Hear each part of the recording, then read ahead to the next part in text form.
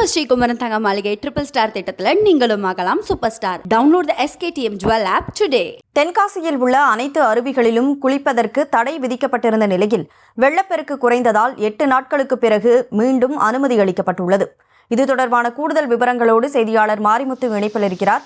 மாரிமுத்து, வணக்கம். 8 நாட்களுக்கு பிறகு மீண்டும் குளிப்பதற்கு அனுமதி வழங்கப்பட்டிருக்கிறது. சுற்றுலா பயணிகள் வர தொடங்கி இருக்கிறார்களா? முழு விவரம் என்ன?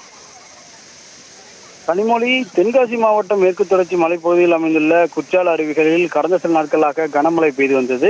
இந்த கனமழை காரணமாக குற்றாலம் உள்ளிட்ட அனைத்து அருவிகளிலும் சுற்றுலா பயணிகள் குளிக்கிறதுக்கு தடை விதிக்கப்பட்டது. இந்த தடையானது 8வது நாளாக இன்று தொடர்ந்தது. மேலும் நாளை பள்ளிகள் திறப்பதால் விடுமுறை தினமும் இன்றோடு நிறைவு பெறுகிறது.